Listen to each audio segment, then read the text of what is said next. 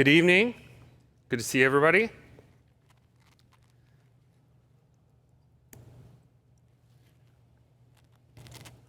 Can you see that? All right. All right, I'm looking forward to the night tonight, and I'm going to talk for a while, and then I really look forward to your questions about any of the stuff that I'm talking about or any of the things that maybe occur to you as I'm talking about that. I'd be glad to do my best to answer any questions that you have. So, the first time that I found myself alone in a small room with the dead corpse of Vladimir Lenin, it felt almost like a kind of religious experience. I was in college. I was a history major. I flew to Moscow in January, which was a bad idea, to live in Russia for a few months. I didn't actually know all that much about the country of Russia, didn't know very much Russian. I didn't know very much about Russian history. But I knew who Lenin was. I'll show you a picture here. I knew who Lenin was, and I knew how he had been the leader of the 1917 Bolshevik Revolution, how he had gone from being a relatively insignificant political criminal to the founder of the world's first Marxist state in a breathtakingly short amount of time, in fact. I knew that he was ruthless with his political rivals and brilliant in his efforts to build communism on the ashes of Russia's collapsed empire. And that was no small feat. The Soviet Union, which Lenin built, stretched across 11 time zones. It was almost 3 times bigger than the continental US. There were about 150 million people living there. This man, Lenin, a very successful practitioner of socialism, you might say, transformed the modern world, our world, your world, to an extent that very few others have, and to an extent that is very hard to overstate. Now, when I say that my face-to-face with Lenin was almost like a religious experience, I don't mean that it was my religious experience. I wasn't tempted to bow down or to revere. I didn't weep or lament his death. What I mean is that I was struck by how obvious it was that Lenin had been and still was revered by those who were keeping him on display. He died in 1924, after all. It was kind of like stumbling into a religion that I didn't know anything about. His body lies in a glass sarcophagus. I'm going to spare you the pictures. I'll just describe it. It's carefully decorated with large pleats of red silk. His expression is tranquil, confident. One thing I noticed is that his ears looked really small. I don't know. And he also looks like wax. I later learned that there have been teams of full-time physicians and scientists who have taken care of him over the decades, which it's going to be 100 years in a couple of years. At first, they thought that Soviet science, so this is immediately after the 1917 revolution, which I'll talk a little bit more about. At first, they were very confident that Soviet science was quickly going to solve the problem of death and come up with a way to revivify him, bring him back to life. So they just froze him, which is easy in Moscow. The goal was to freeze him until Soviet science could catch up and then revive him, this great hero of the revolution. Eventually, they decided to embalm him. Excuse me. And in the process, they invented what is to this day still a highly secretive process that nobody knows how to do, to preserve him in as lifelike a condition as possible. Since then, they have tended to him every few days, and they re-embalm him every 18 months to ensure not only that his body appears unchanged, but that his skin remains supple and his joints move, and he's as lifelike as possible.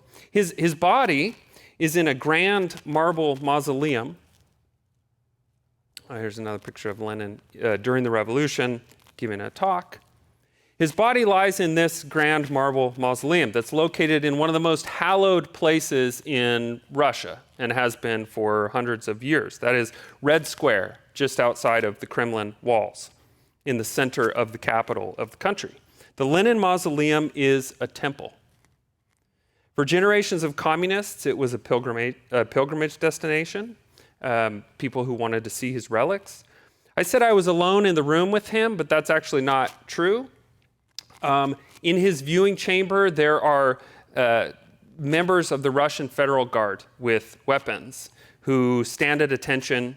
They don't smile much. They weren't very chatty, at least when I was there. It was a little intimidating, actually. The guards kind of reminded me of the angels in Jesus' tomb, the angel in Jesus' tomb, who stands in the tomb, except they didn't have a message of comfort, and the tomb wasn't empty. One of the most popular Soviet poets alive at the time of Lenin's death was this guy named Mayakovsky. He wrote a celebrated epic poem on the occasion of Lenin's death to venerate this great icon. The most famous line of the poem was very often used and is still used to this day in pro-Soviet propaganda. This is a picture of Red Square with the mausoleum you can see there in the center. I don't think it's accidental, it's not the only church and temple on Red Square. But back to Mayakovsky, this poet, the most famous line of this long epic poem that was learned by every school child in the Soviet Union and plastered across banners is written on this propaganda poster here. Said, "Lenin lived, Lenin lives, and Lenin will live." The point is this: socialism, which is a political program to eliminate inequality in society, and communism, which is the ultimate form of socialism, and only possible, by the way, through revolution, have long been quasi-religious ideas. Lenin was a great prophet of communism who brought heaven to earth. Another way to think about it, Lenin brought utopia to life. Utopia is a word that means no place. But in Moscow and Leningrad, Petrograd at the time, in 1917, utopia came to earth. What I want to talk about tonight is this quasi-religious character of socialism, of the drive to create a perfectly equal society. And I want to suggest some ways that Christians should think about it and respond to it. I don't think we're necessarily on the cusp of a Leninist revolution in the United States. Some people think we are.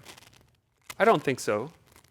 And certainly not all socialists, and not all times that you hear about socialism in the United States or in the news, not all socialists are Leninists. Socialists are, they're like religious folk. They like to argue about who's in and who's out and exactly how to define it.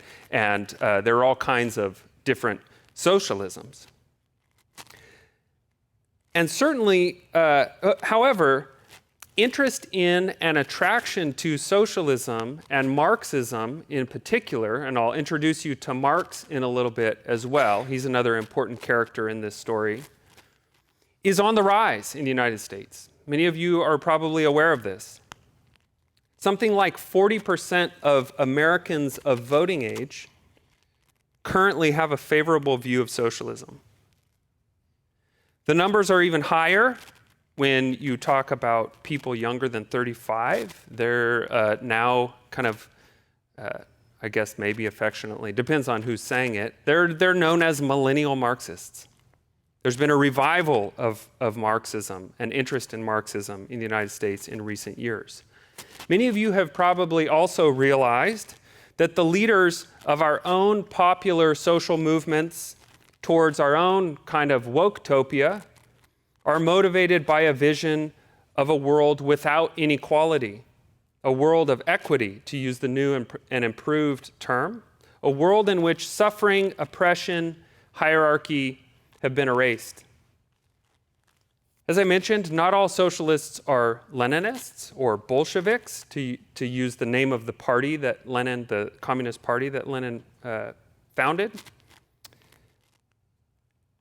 But I would like you to think of the talk tonight as an effort to provide some of the backstory to the moment we find ourselves in today.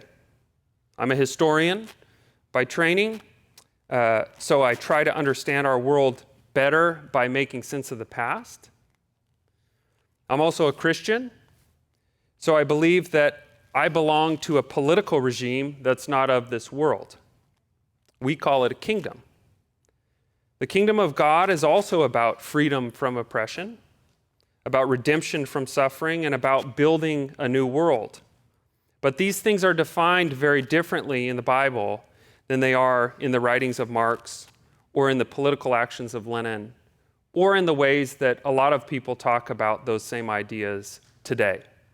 So this is where I think a lot of the difficulty and confusion stems.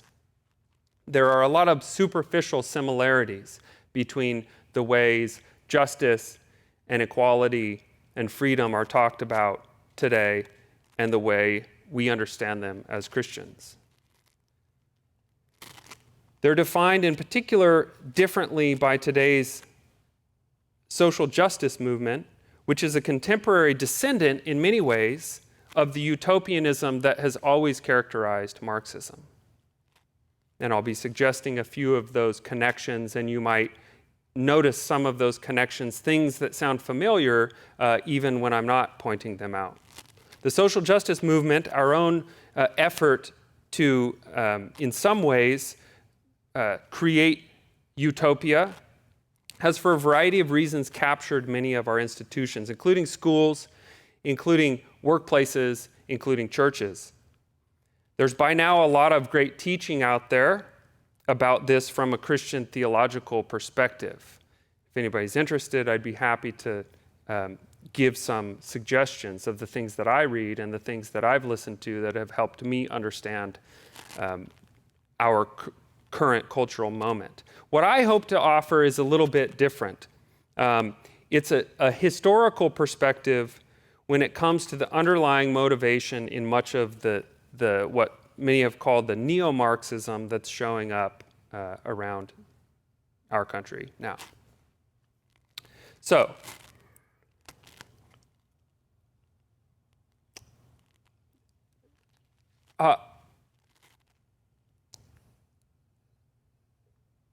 I would suggest that socialism, in many ways, in what I'm going to discuss, socialism and Christianity are in competition with each other over the question of how to redeem a broken world that's shot through with suffering.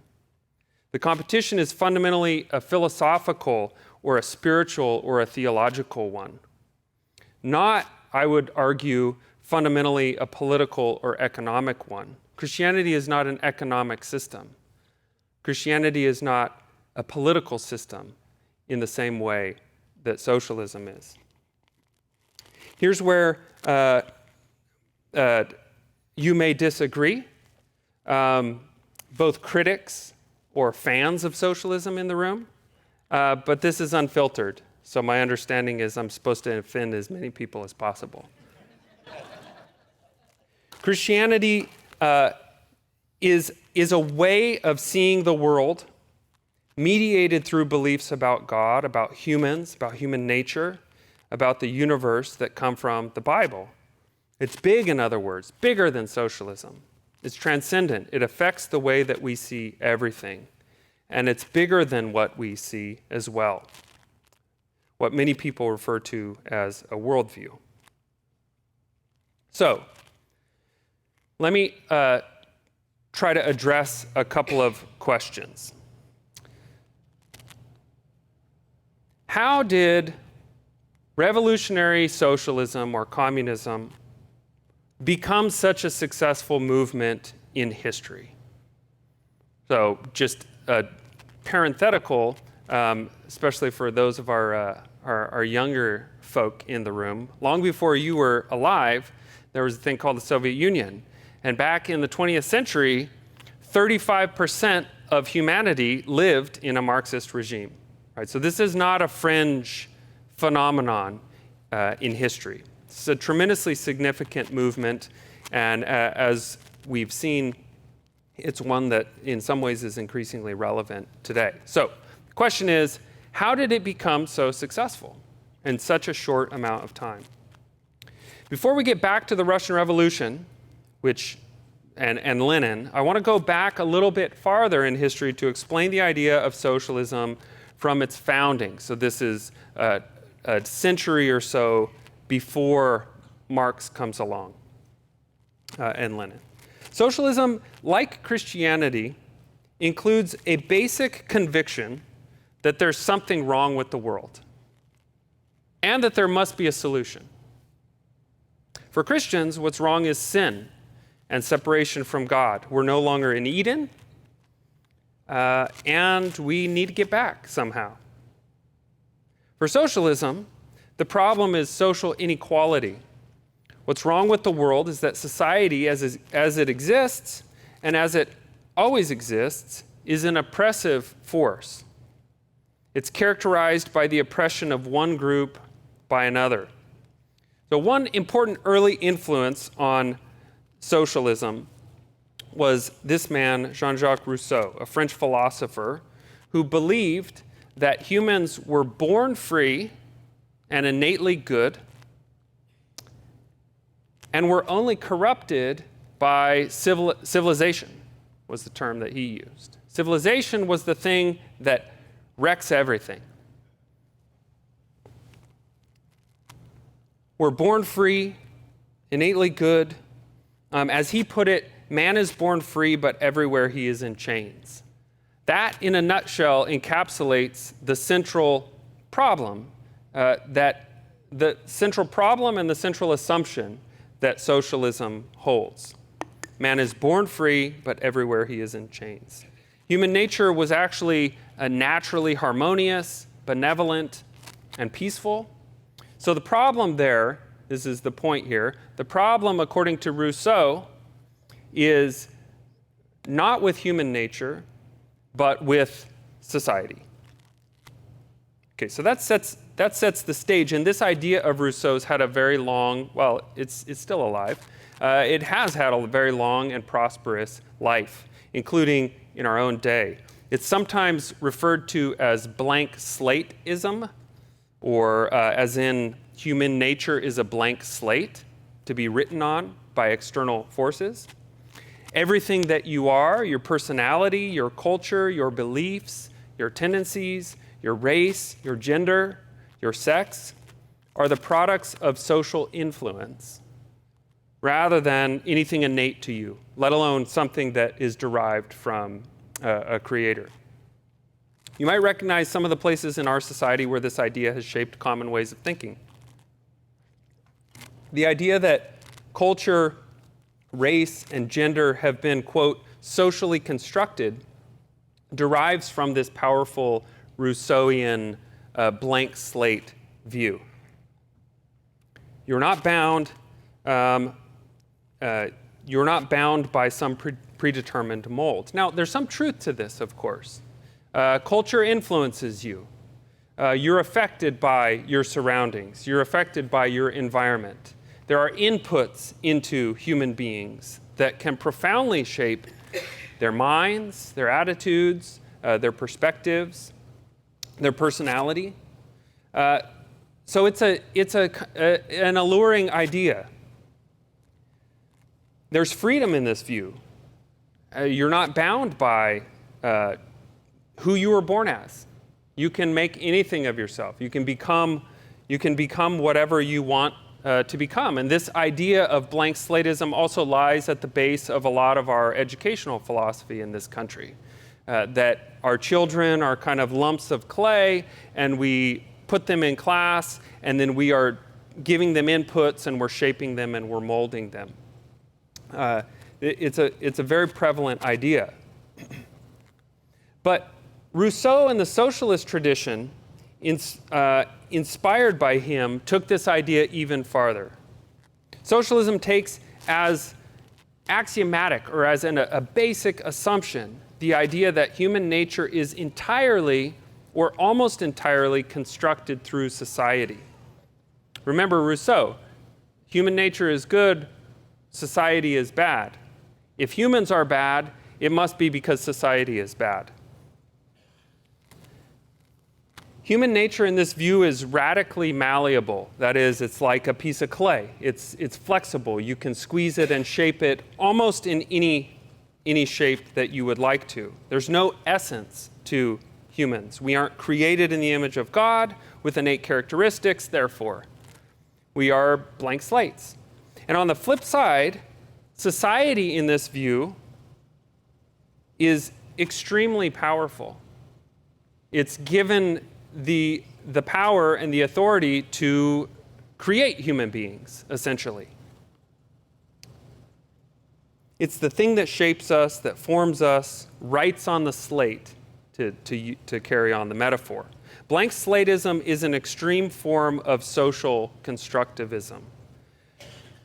The prominent example of a logical conclusion to this idea is the idea that even biological sex is constructed. Even whether you're a male or a female has to do with your perspective, or it has to do with the things, external factors and influences.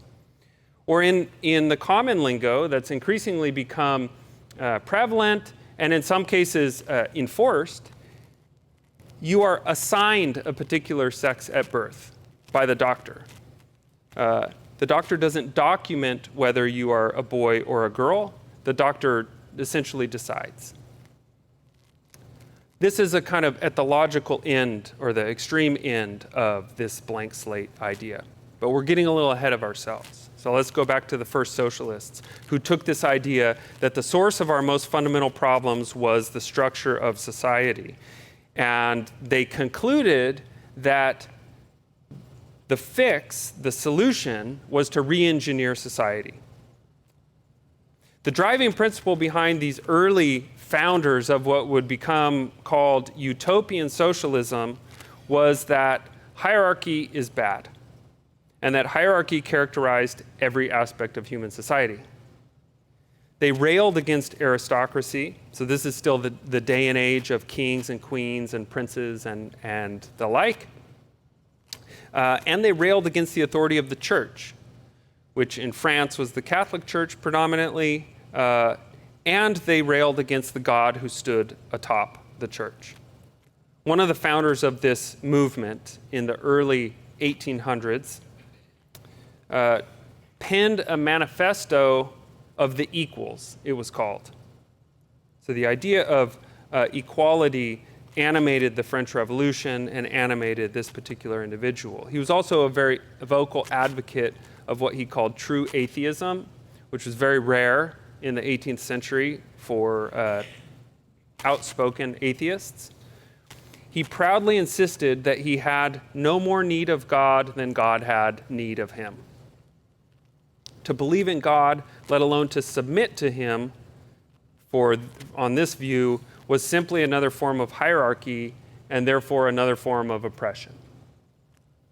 Early utopian socialists experimented with living in communes, abolished marriage, property, families, and all other institutions that they thought prevented people from living as true equals. They didn't last very long. It turns out that it's hard to live like that, even in small communities. People, lo and behold, are still jealous, greedy, possessive, resentful, murderous. The vision was quickly soiled, let's put it that way. But these communities were incredibly inspirational, and their effects were long-lasting. They articulated in a clear way that hadn't been articulated before the desire and the aspiration to create a near perfect society on Earth. One of their fans was a guy named Karl Marx, who lived a little bit after them. He's the German socialist philosopher and great champion of communism. Marx was also a Marxist. Sorry, that's a bad professor joke. So Marx thought that these early socialists, these utopian socialists, he didn't like the word utopian because it made them sound too kind of fanciful and like pipe dreamy. But he thought that they were right about the idea that inequality was the chief source of suffering in the world, though he thought the problem was on a much, much grander scale. So I want to illustrate that by quoting from one of his most famous works, the Communist Manifesto. I read recently that this is the most widely assigned text in college classrooms. I don't have anything to say about that, but I just thought it was interesting. Okay, so here's Marx in the Communist Manifesto in 1848. The history of all hitherto existing society, so every society that has ever existed in the past, is the history of class struggles. Freeman and slave, patrician and plebeian, that's like aristocrat and peasant, lord and serf, guildmaster and journeyman, in a word, oppressor and oppressed, stood in constant opposition to one another, carried on an uninterrupted, now hidden, now open fight. A fight that each time ended either in a revolutionary reconstitution of society at large or in the common ruin of the contending classes. Okay, so that's kind of a mouthful. But what he's essentially saying is that all of human history can be understood as oppression. One group oppressing another group, and it always ends, the fight each time ended either in a revolutionary reconstitution of society, so it's either going to all blow up and fall apart, or in the common ruin of the contending classes, or the people who are fighting are going to get destroyed and be gone off the stage of history. It's kind of a bleak view. It's a bleak view, but it's a compelling view to many people because it helps to explain why life is hard. It reduces life to conflict, and if your life is hard, there's a reason for it, and there's someone to blame. He added to the early socialist ideas, among other things, the idea that all human oppression boiled down to economics. So those early utopian socialists who were busy trying to figure out how to get their wife not to get mad that they were no longer married, they weren't really hitting the economics textbooks very hard. Marx was. And Marx thought that economics or class, so whether you have or whether you don't have, whether you own or whether you only have your labor to sell, explained this conflict. This was the main engine that drove human history and change in history. He also added to these socialist ideas, and this is critical for understanding his long-lasting appeal. He also added, or rather, I think you could probably better say he applied, the scientific method to his study and analysis of society. He turned socialism into a social science. Marx lived at a time when science seemed to be able to answer everything that you threw at it. Trust the science, they used to say. I'm just kidding about that. They didn't say that. No, they used to say, believe science. They didn't say that either. But they might as well have. They might as well have. At the same time that Marx was embarking on his massive, COVID jokes are over the line. I can talk about socialism and Marxism and Christianity, but I don't want to talk about anything controversial, so I'm not going to make any more COVID jokes. At the same time that Marx was embarking on this massive world-changing study of capital in a book vividly named capital. It's like this thick. It's hard going. Biologists, such as Darwin, were theorizing about a universe that had created itself. Philosophers were working on making morality a matter of mathematical calculation. And technological advances were so rapid that lots of people were sure that soon the problem of world peace would be solved. This is the middle of the 19th century. So it seems like science promises it all. It was truly a period of rapid changes. That's all true. Breathtaking advances in a lot of areas of material life in the West. Phenomenal changes. Railroads, running water, better sewers, telegraphs, photography, electricity, literacy, pasteurization, vaccines.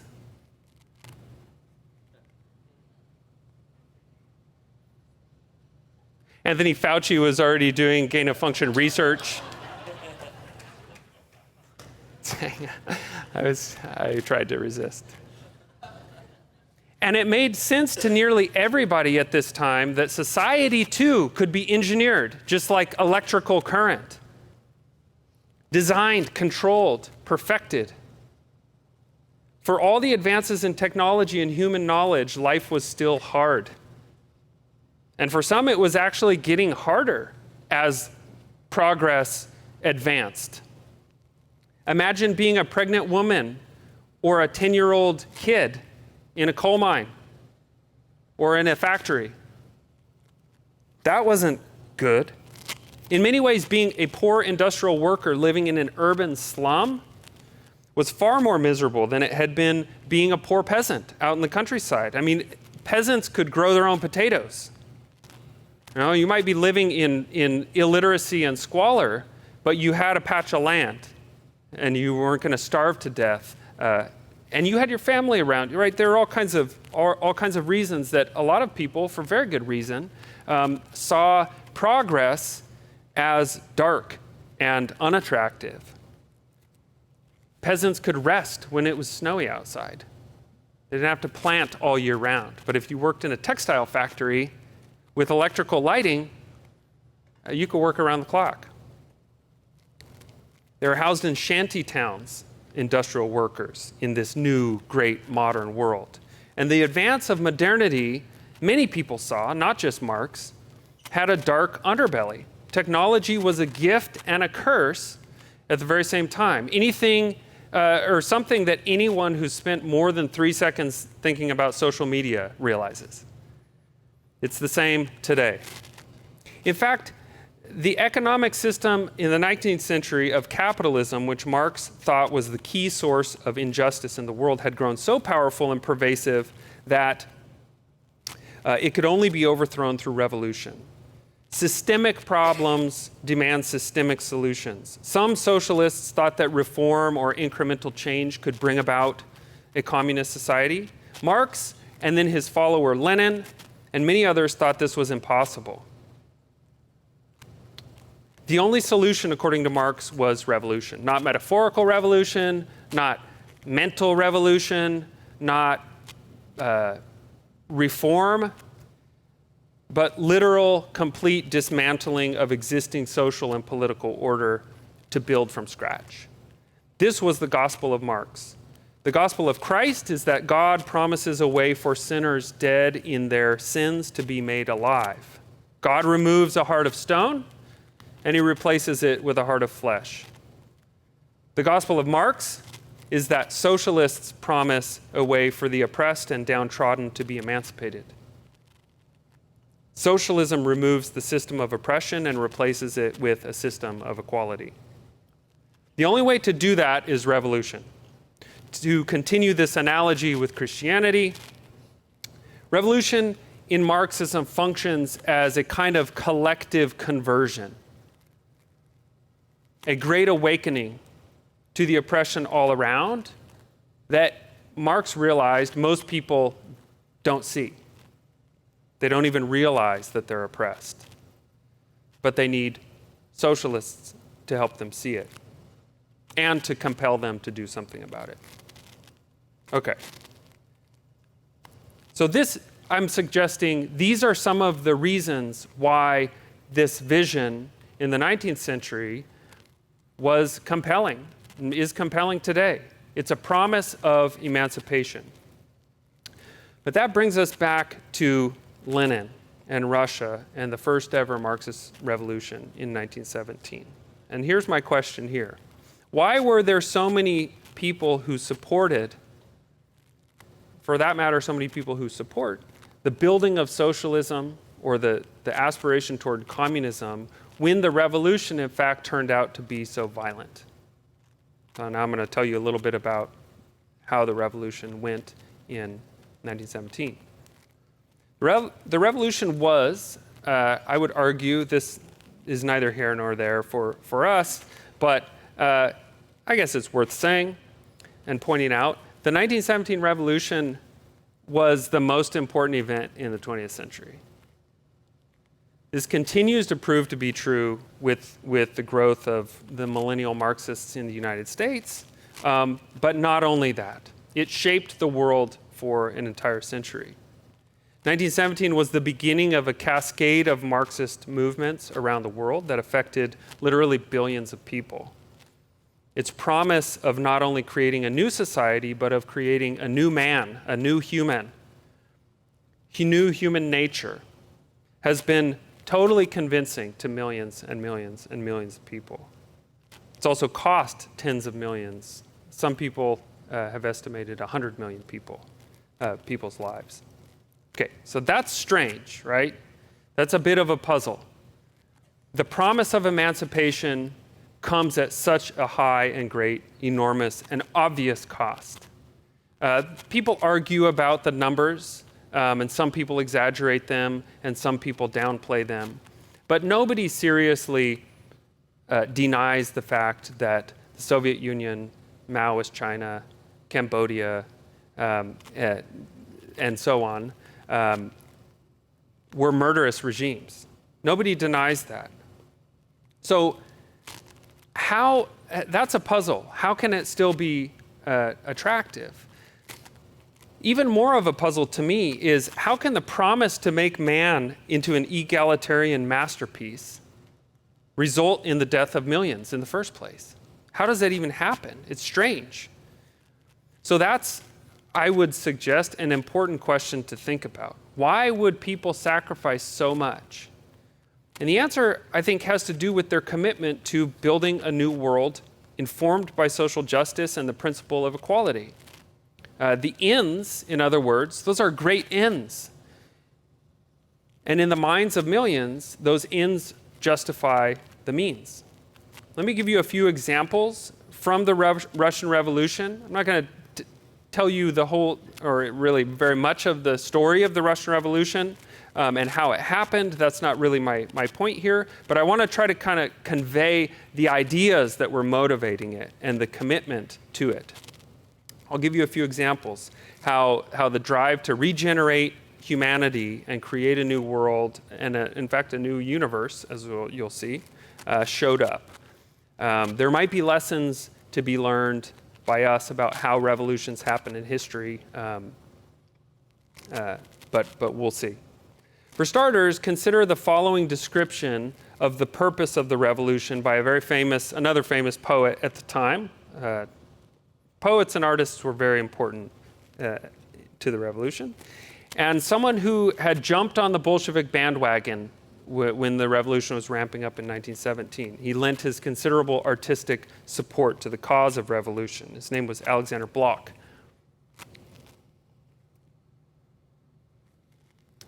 So in response to what the purpose of the revolution was, he wrote the following. The goal of the revolution was to remake everything, to organize things so that everything would be new, so that our false, filthy, boring, hideous life should become a just, pure, merry, and beautiful life. It's a beautiful sentiment, really. It's regeneration. It's about renewal. You might say that in the Russian Revolution, everything will be born again. And what follows from that, it makes clear that the world, as it is, what follows from this, the world as Bloch encounters it, has exactly nothing to salvage. There's nothing to save, not politics, not society, not culture, not people. It all needs remaking. When the problem you identify, again, is system-wide, then the revolution is going to be, more likely than not, total. As you might imagine, this aspiration to remake everything, as Bloch puts it, entailed a great deal of destruction. Here's another illustration of the zeal in Russia for spreading the gospel of Marx at the time. This is a poster from 1919, and it says at the top, "Skoro ves mir будет nаш," which means soon the entire world will be ours.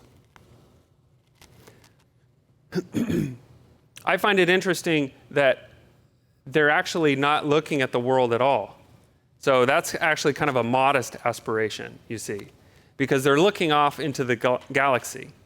So the purpose of the vision of this revolution was that it was going to transform the universe. It says underneath it, it says, "Proletarians of all countries unite," which is a famous quote from Marx. So workers of the world unite. Once the Bolsheviks seized power in October 1917, they were not about to let it go. Shortly after October, Trotsky, one of the leaders of the party, explained, quote, "We are not about to share power with anyone. If we are to stop halfway, then it wouldn't be a revolution, it would be an abortion, a false historical delivery." They made good on this commitment. The uncompromising quality of Bolshevik ideology was matched by a commitment to use extreme force to achieve political security. I'll spare you the details, but ruthless tactics were employed immediately after the October takeover. The secret police, the Cheka, it was called at the time, which was the precursor to the NKVD, which was the precursor to the KGB, which is where Putin got trained, which was the precursor to the FSB, which is where Putin worked after the fall of the Soviet Union. This is just a little side tidbit. The Cheka was responsible, the secret police force was responsible for hundreds of thousands of deaths during the years immediately following this revolution. But the extreme violence had a clear regenerating purpose, a productive purpose beyond military strategy. Its aim was understood to purge and regenerate Russia along these new lines, to remake everything, to free from the oppression and exploitation all of the people who lived there. People needed to be forced to be free. Sometimes it was enough to argue or shame or ridicule, and other times the violence was needed to bring equality and freedom about. But the goal was the same in each instance, and that was to build an egalitarian society. So Trotsky, who I quoted before, who was one of the leaders of the revolution, here's Trotsky again, quote, "Any authority is force. Our authority," speaking of the Bolshevik authority, "is the force of the majority of the people over the minority. This is unavoidable. This is Marxism." In some cases, the brutality of the regime caused people to lose their faith in this road towards emancipation. So Alexander Bloch, the poet that I quoted before, lost faith in the movement by the time he saw how it was being implemented. But many more did not. Many more did not lose their faith in the regime. Millions, in fact.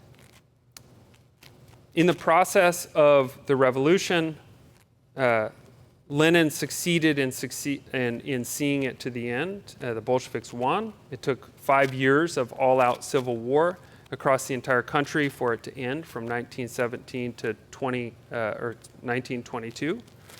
And I'm going to show you very quickly just the extent of the dissolution. This was a complete collapse. So the Russian Empire, which is there, This was the empire of the Tsars, Nicholas II, and so on, was overthrown in 1917, and immediately, and I've highlighted little sections, the Baltic states, Finland and Estonia and Latvia, Poland, these are areas that immediately started seceding and claiming independence and wanting to go their own way for one reason or another. Georgia and Azerbaijan and Armenia, the Central Asian areas also declared independence. There were areas inside of Russia that declared independence and became autonomous states. Western Siberia, Yakutia, Buryatia. By the middle of 1918, the territory that the Bolsheviks controlled was down to those red circles. And then 3 years later, it was back to the entire borders of the country. So that just gives you a sense of what they were up against and why, partly why the Civil War was so brutal. So to reconstitute and remake everything that is new required an enormous amount of force to build this back together. On top of that, there were those arrows were foreign powers invading. We sent troops to Russia during the revolution, for instance, and a lot of other countries did too. So let me give you a few more, a little bit more of the scale, and then we'll move on to what I want to talk about last.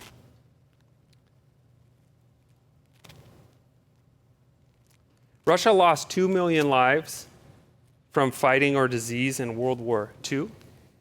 In World War I. 2 million lives. It was an enormous loss. A few million more were left maimed or sick. So that's all happening in the immediate years before the revolution. However, the violence in Russia's civil war, the fight to emancipate the workers, was even greater. Between 1917 and 1921, at least 10.5 million people died fighting in and around Russia in that process that I just illustrated there. Many more were wounded. On top of that, because of the fighting and because of the communist policies particularly in the area that's now Ukraine, another 5 million people died in a war-induced famine in 1921 and 22. And Joseph Stalin, the leader of the Soviet Union after Lenin and one of the most murderous rulers in human history, is not even in charge yet. So this is all before the time of Stalin. So how did a revolution about justice, emancipation, beauty, peace lead to violence on such a large scale? Because of the conviction that it was possible to bring heaven to earth and remake society. Because of the conviction that the enemies of progress, the people standing on the wrong side of history, could easily be identified. Remember, everybody's either an oppressor or an oppressed, and stood in the way of progress. Because of the conviction that it was possible to force people to think and say and do the right things, to wake up, to have the proper political consciousness. Not all socialists are Bolsheviks, as I've said, but the Bolsheviks acted as men and women who were certain that they were doing the right thing. They had science on their side, after all, in their effort to remake man and to remake the world. There was no promise of justice other than the justice they could seize for themselves. So they fought at all costs. Stalin, who was on the scene, he wasn't in charge, at the time of the revolution, put this justification very succinctly. He said, "Terror is the quickest way to create a new society." Now, you might be thinking, yeah, Stalin was crazy. He's unique. I don't think he's crazy. He was a zealot. But he wasn't the only one. This revolution was supported by millions, hundreds of millions of Soviet citizens, not to mention 1 billion people in China, in Vietnam, in Cambodia, in Venezuela, in Cuba, and so on.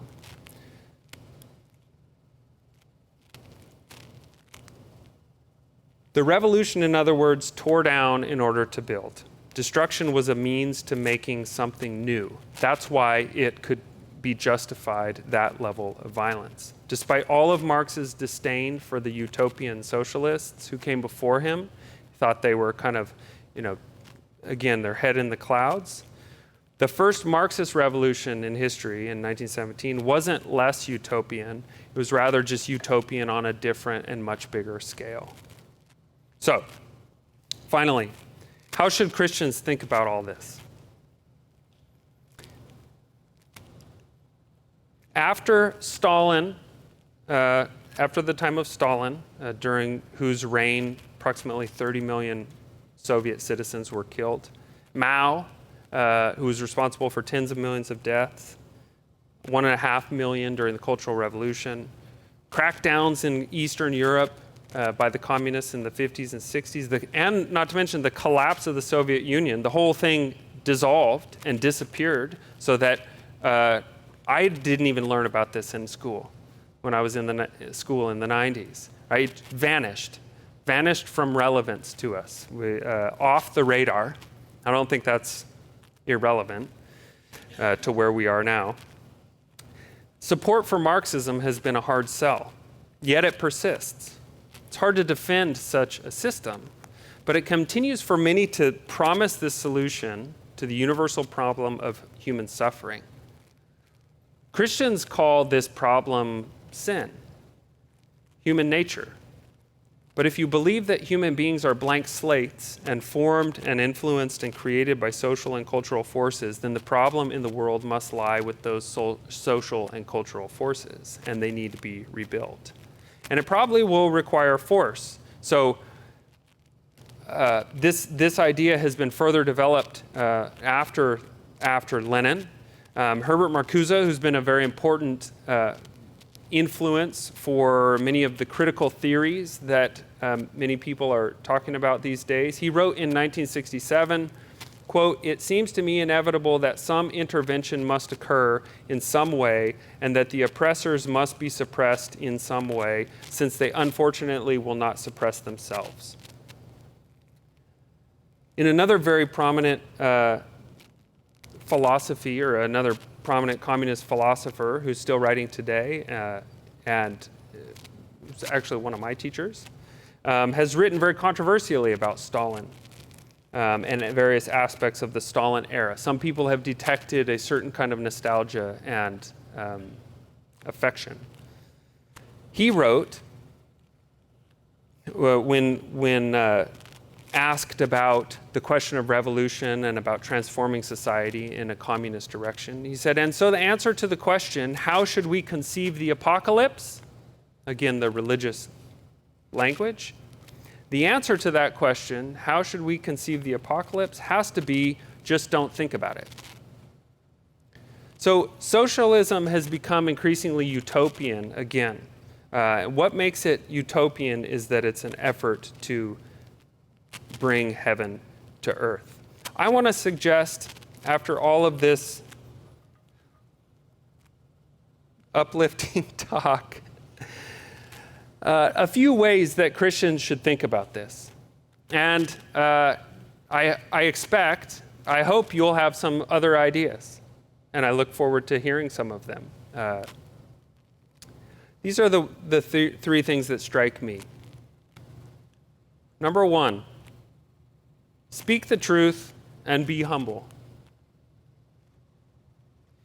In Ephesians 4:15, we're commanded to speak the truth in love. Now, Paul is talking about Christians speaking to other Christians and how Christians within the church ought to speak to each other. But it strikes me that this ought to be a deep characteristic of Christians in any time, in any place, in any context. Think of how transformative our culture, it would be in our culture if we all did that all the time, or if most of us did it more of the time. Certainty in the truth that we know, seasoned with love and humility. We don't know everything, after all, and we don't need to pretend to. But that isn't relativism, that isn't weakness, it's wisdom, it strikes me, in the Bible. A recognition that knowledge belongs to the Lord. and we're thankful for the knowledge that we have. Number 2, be gracious to those outside of our faith. In Matthew 5:43, Jesus instructs us to love our enemies. Christianity has an us and them component to it. There's an inside and an outside. There are Christians and there are non-Christians. But we're called to love those who are on the outside. Marxism has an us and them too. You're either an oppressor or an oppressed. In Marx, this justifies revolution. Christ has a different way. Number 3, forgive those who offend you. Why? Because we've offended more, and we know that. In Luke 7:47, Jesus is teaching, and he's speaking of a woman he's just forgiven, and he says, "He who has been forgiven little loves little." So if you're not able to love, there's a problem. If you're not able to forgive when you're offended, there's a problem. It strikes me that cancel culture should be anathema in Christianity. These are decidedly non-utopian virtues and practices, I would argue. Consider it. Your humility, if you're humble, that's a sacrifice of power for the sake of truth. You would be a fool to do this if your aim is to transform society in the here and now, to admit that there's something you don't know, or to love the one that you disagree with. Loving your enemies is a decidedly inefficient way to crush them, which is sometimes necessary, as the Russian Revolution teaches us, to build a new society. Sure, maybe you'll win some converts along the way through a gracious attitude, but the socialist revolutions of the past were not won through deference to enemies and letting them have their way before you. And finally, forgiveness is a non-utopian idea. Forgiveness offered freely to those who offend us is an awfully passive method to change people's behavior, if that's the goal. Sometimes they might be taken aback by your offer of forgiveness, and you might have the chance to explain why you're able to forgive an offense. We have been forgiven much, so we're able to forgive a little. But if the goal is to achieve justice here and now, forgiveness itself might be a misguided virtue. In other words, the Christian ethic, the things that Christians ought to do in any time and place, when they don't fit in or when they encounter opposition, is to remember that we don't belong to a kingdom here, but to another kingdom. So let's help each other weather the storms that come when we stand up for that other kingdom. That would be another thing to do as well. Finally, one final encouragement. Live not by lies.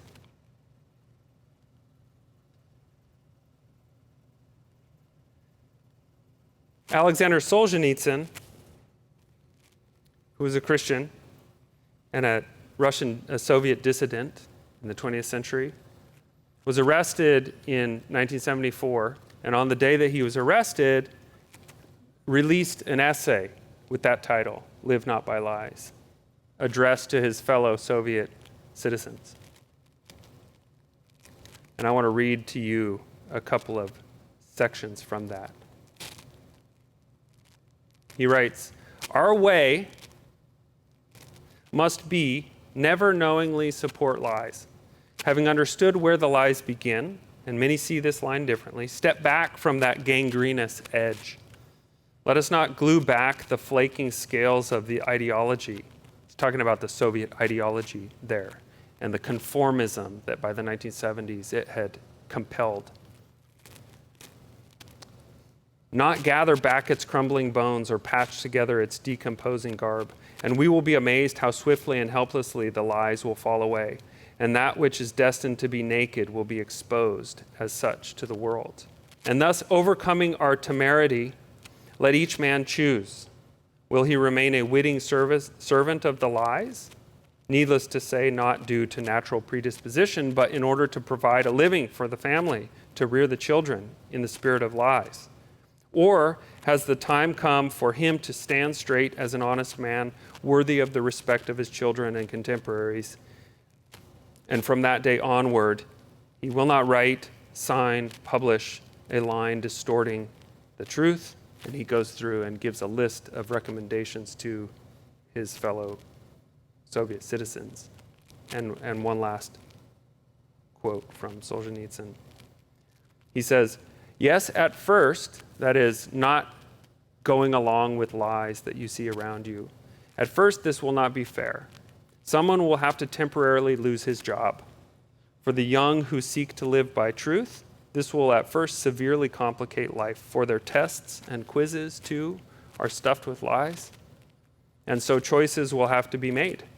But there is no loophole left for anyone who seeks to be honest, not even for a day, not even in the safest technical occupations can he avoid even a single one of the listed choices, to be made in favor of either truth or lies, in favor of spiritual independence or spiritual servility. And as for him who lacks the courage to defend even his own soul, let him not brag of his progressive views, boast of his status as an academician or a recognized artist, a distinguished citizen or a general. Let him say to himself plainly, I am cattle, I am a coward, I seek only warmth and to eat my fill. I look forward to your questions and welcome them now.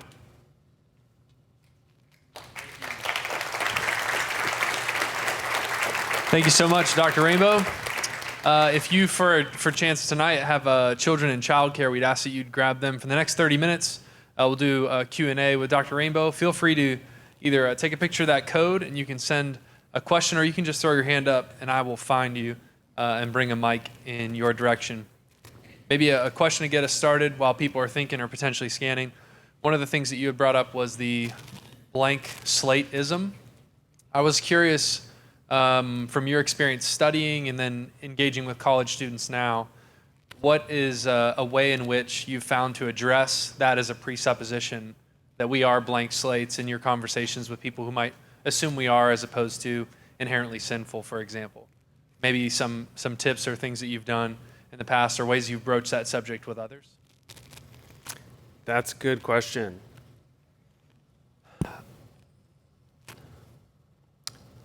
So how do you persuade somebody who thinks that human nature is infinitely malleable that there is such a thing as human nature?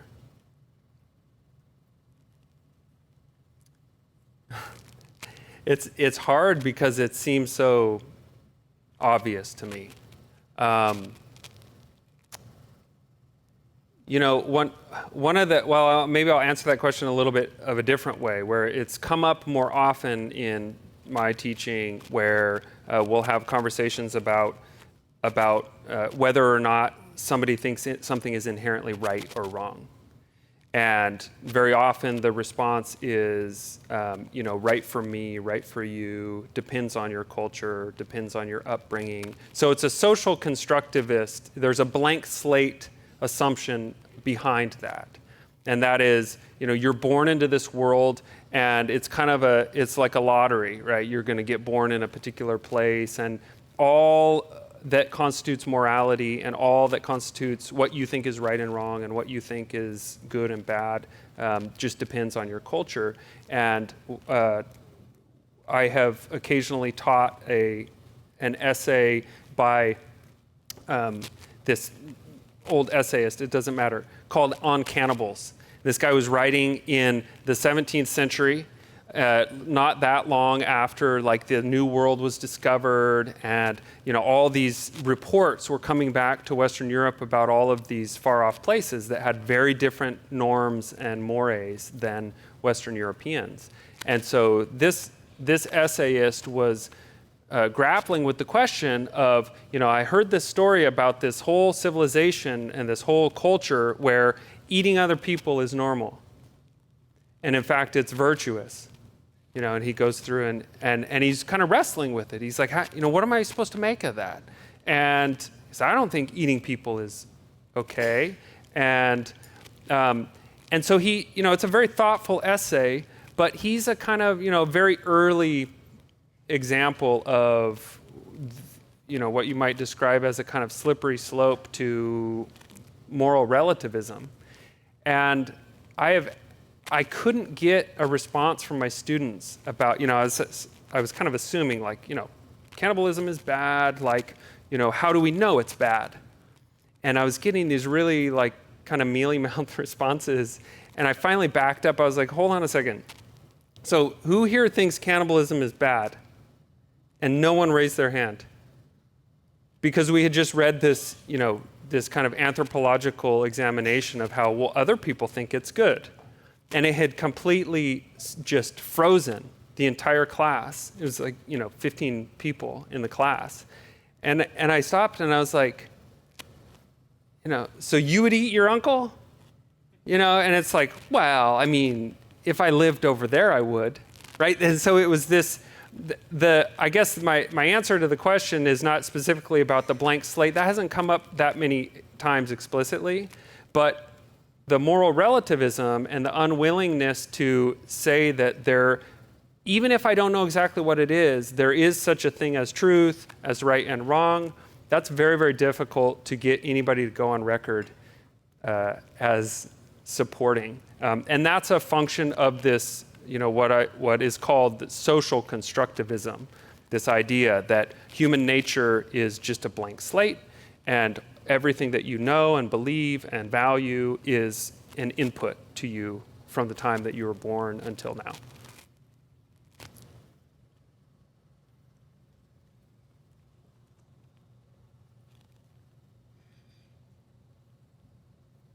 What is your opinion of the overall attitude of the average Russian citizen today towards their government?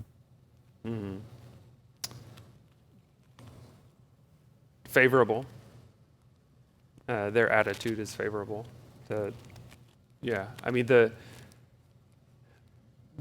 I think that's pretty clear that Putin is, it's gone up and down, his kind of approval ratings or his popularity or support for him, and it's not. It doesn't suggest that he hasn't been cooking the books a bit. I mean, there's been ballot stuffing, and he's in control of the media. All of that is true. But it's also true that for a wide variety of complicated reasons, he's enormously popular because of the status that he's brought to Russia on the international stage, because of the stability that he's brought to the economy, and because of the restoration of, so some of the history that I talked about, 1917 is very complicated in Russia. They don't exactly know what to do with the Bolshevik Revolution. But World War II is very important, is probably their highest political, religious holiday and remembrance was the Soviet victory over Nazis. Partly because they paid an enormous cost. They lost tens of millions of people during the Second World War. They were invaded. Leningrad was besieged for 900 days and bombed every day of that 900 days. So Putin has successfully salvaged Stalin insofar as he defeated Hitler. And the kind of official line is when you say, yeah, but Stalin, right? He killed millions of people. The response is usually something along the lines of, Like, would you like to have seen what would have happened if Hitler wouldn't have gotten stopped? In other words, it was that force and brutality was necessary in order to stop. So anyway, he's salvaged that, he's restored a kind of historical memory, because you can imagine after the collapse of the Soviet Union, it was not at all clear kind of what is Russia's, identity as a country. The Soviet Union collapsed, the Tsarist Empire was long gone, and the economy was in shambles for 10 years. And it was really chaotic and violent in the 1990s. And Putin came to power at the very end of the 1990s and in 2000, and immediately started to rein in some of those anarchic elements in society. And it helped that he's a black belt in judo. It helped that he was a teetotaler. He wasn't drunk like Boris Yeltsin all the time. He was fluent in multiple languages. He's a really, really kind of impressive person in many ways. And so all of that has lent him a pretty long-lasting support, I would say. In just a second, we have one written in from online. If you apply the scientific method to the time socialism has been tried and its outcome of suffering and murder, why, in your opinion, are so many willing to try it again here in the U.S.? Partly, I think because of some of the some of the things that I suggested, that the promise is so great, the promise is so attractive that kind of papers over a lot. People are willing to kind of try it again. The payoff would be enormous if it worked, right? It's kind of like Winston Churchill had the famous line that, democracy is the worst form of government except for all the others. Well, communism is the best form of government, except it could never work. It's sort of the flip side of that coin, because it would be great not to have, the idea behind communism is that we're all totally equal. There's no state anymore. So there are no coercive mechanisms in society that, you don't own property, but that doesn't matter because you have every possible thing you could ever want. So, you have nothing to cause strife between you and me. So it's a great ideal. But the other reason, maybe more practically, why people are still interested in it is, the rendering of socialism and Marxism that I kind of depicted was a kind of a thumbnail sketch. And I was focusing on a particular strain of it. But the fact of the matter is that Marxist theory is hugely complicated, and Marxists and socialists disagree about all kinds of stuff. And some people think that it wasn't tried correctly in the Soviet Union. Some people will reject that it was really socialism. And the same for Maoist China, and they'll kind of point to the excesses and say, Stalin's personality got in the way, and he was a maniac. And so what we need to do is we need to have socialism without Stalin, which, of course, doesn't address the question of, does socialism create Stalins or allow for them? But yeah, I think that would be my answer to that question. I appreciated bringing up Solzhenitsyn and the positive impact that he, as a Christian and as an intellectual, the positive impact he had in assisting with the end of the Soviet era. I was wondering, as a historian, if you look back over the 20th century from the revolution on, are there any other lessons learned from the church in Russia, good or bad, where the church did things to stand against that were constructive, or things that where they failed? What are some lessons learned that maybe we could glean from the experience of the church in the Soviet Union during that time? Let me tell you a quick anecdote first, and then I'll try to answer the question more straightforwardly. So during that first time that I lived in Russia, I was in college, and this was in 2001. It was a very different country then than it is now. It was still recovering from a lot of the economic turmoil of the 1990s. And I went one Sunday to a Baptist church, and with a friend of mine, a Ukrainian friend, who was also a Baptist and immigrated to California. Actually, we knew each other from California. His family lived in California from these Ukrainian Baptists. And I had learned a little bit about kind of his family's experience before this. But, Baptists in the Soviet Union were a pretty beleaguered group. They fared differently than the Orthodox Church, which pretty quickly ingratiated itself with Soviet power. And, the Soviets tore down tons of churches, it's true, but they fared differently than the smaller Protestant sects. And so I went to this church, and they had communion that Sunday. I'm not sure, they maybe had it every Sunday.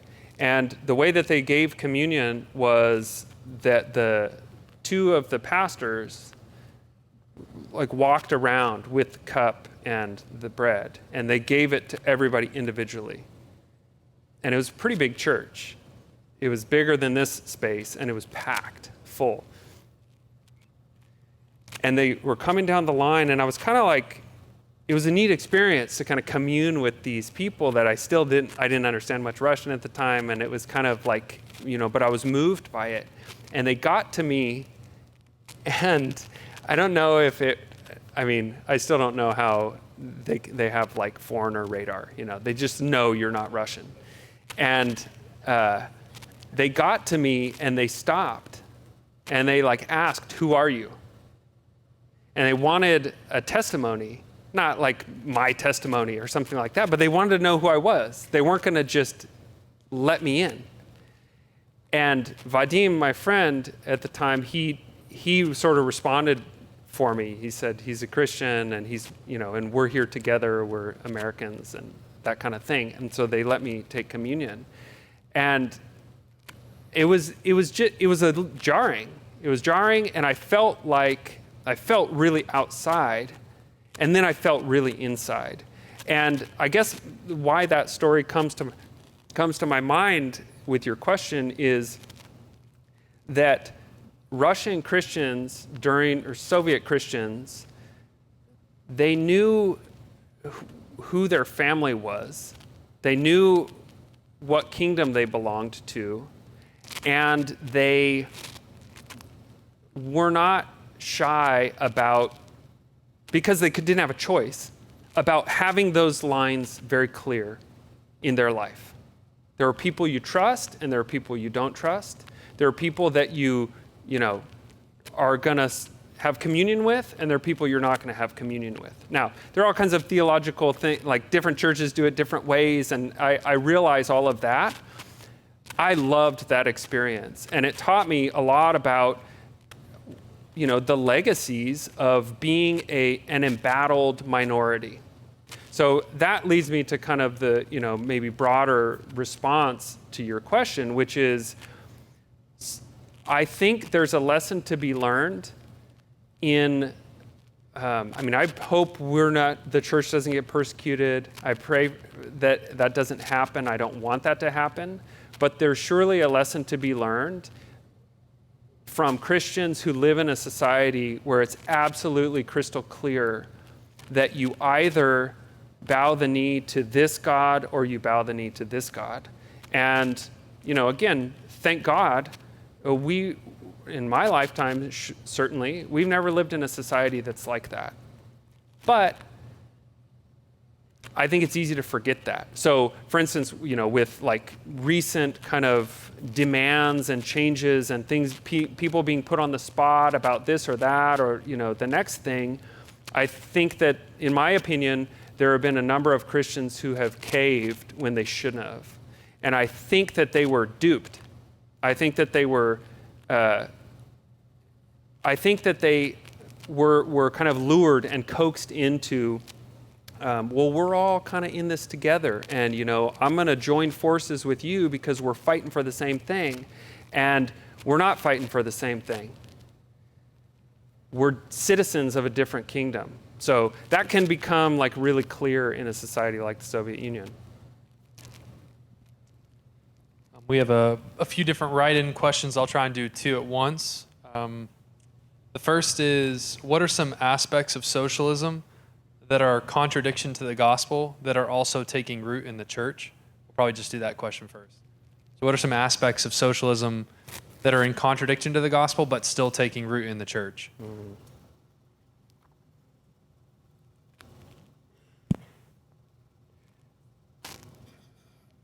In my opinion, one of the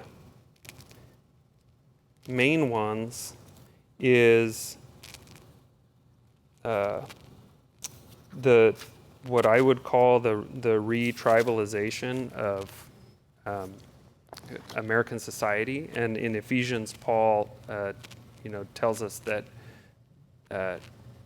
there are no longer those distinctions between different people groups. And he's talking about Jews and Gentiles, which was a very, very deep divide from his perspective and from the Jewish perspective. And, Jews and Gentiles had much less in common than, many of the different groups that we tend to identify with. Yet even then in the gospel transcends those tribal differences. It transcends the difference between male and female, slave and free, Gentile and Jew.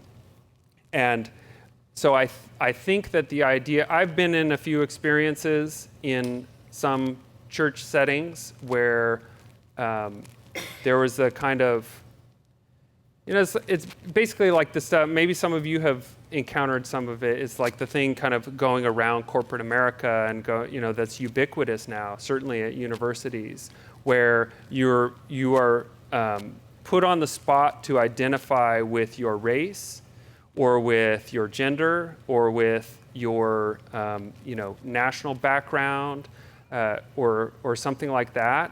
And in the case that I'm thinking of, we were sort of physically separated in a room and then kind of turned against each other to accentuate the differences among Christians based on racial difference.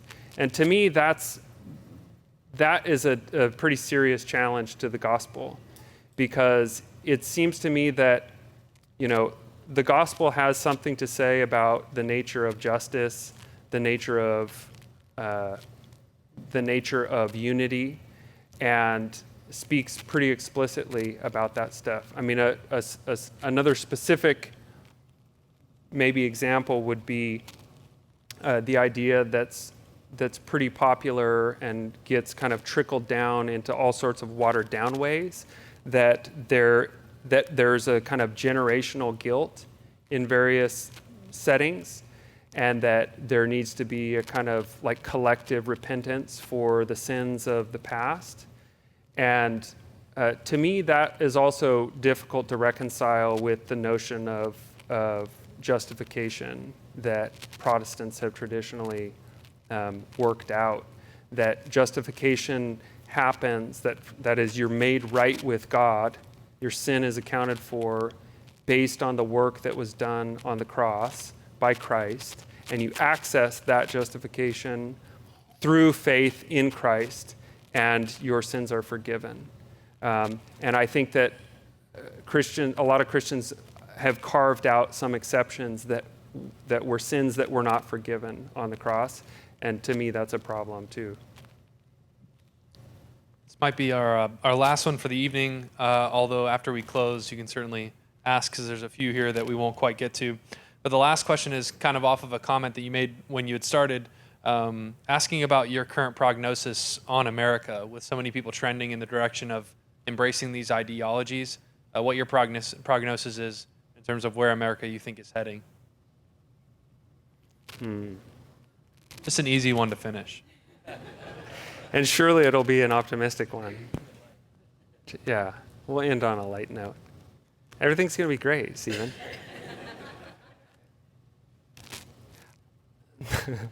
Yeah, that's a... I don't know, is that, like, okay, so part of my nervousness is a professional, like, crutch. I'm a historian. I look that way. And historians get really nervous when we get asked to talk about the future. So that's my excuse for hemming and hawing. I really don't know. I mean, what I do know, and what I maybe why I'm not quite willing to come out and say, you know, we're headed for this or we're headed for that. What I do know from being a historian is that revolutions can happen fast. Revolutions, almost social revolutions, kind of socially driven revolutions, always happen through a confluence of historical factors, many of which are not related. So in 1917, Russia was at war in World War I, and there was a bad winter immediately before 1917, and there was a bad crop the year before, and there was the flu pandemic. No more Fauci jokes. In other words, it wasn't just like, Lenin woke up one day and was like, we're doing it today. That never happens. There are always multiple, the fancy historian word is contingencies. There are multiple things that you can't predict that are not determined. They're not, automatic. There's accidents. And when enough accidents come together, then things can change really fast. Like, everything is stable until it isn't. So, I guess the way I'm thinking about it is, and maybe this has been very unsatisfying for many, because this is a political challenge. It's a social challenge. And I think that there's some tension, and I would go back to the Soviet Christians as examples here. There's a temptation to get lured in and to take the bait and to fight fire with fire and to turn, every organization you belong to into a political and a social organization that's going to fight head on, right? Take their terms and flip them on their head and fight back, that kind of thing. And in my opinion, that's not the right thing to do as the church. I don't think there's anything wrong with Christians doing that, but I don't think that's a Christian response, if that distinction makes sense. I don't think that that's what we're called to do as believers. I think that we're called to double down on the truth that is enduring. And let me end with this passage in 2 Corinthians. See, it is going to be optimistic.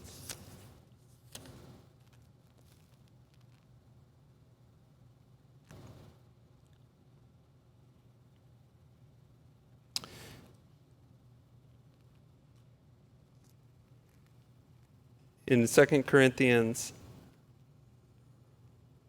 5:16 and following. From now on, therefore, we regard no one according to the flesh.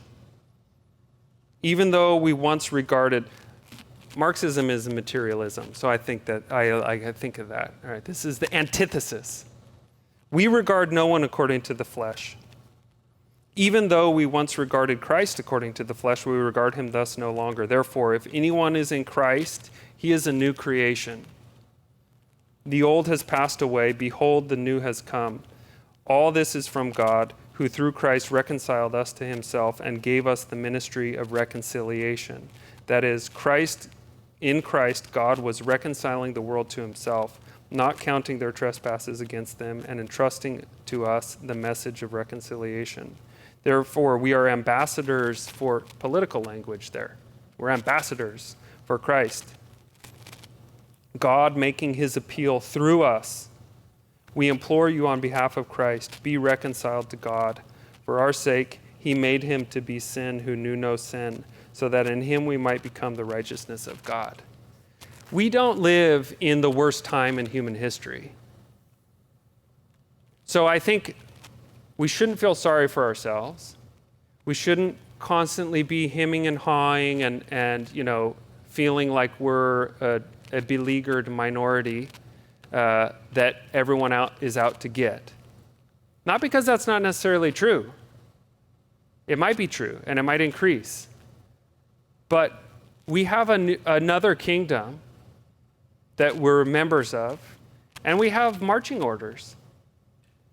Our job is to reconcile more people to Christ than are reconciled to Christ now, and then die, and then go and be with him. So, I think that's useful to keep in mind too. This world is fleeting. Whether the economy's good or whether it's bad, whether we live in a dictatorship, which we don't, or not, or whether we're being killed or not. So I think we need to put it in perspective and thank God for what we have, and don't let it make you weak. Figure out a way, study history, read books about Christians other places. Figure out a way to muster your courage in anticipation for an actual challenge and an actual threat, and losing your job and losing your home, right? I don't wish for it, but I think we need to keep it in perspective. Thanks. Thank you very much. Would you join me in thanking Dr. Rainbow?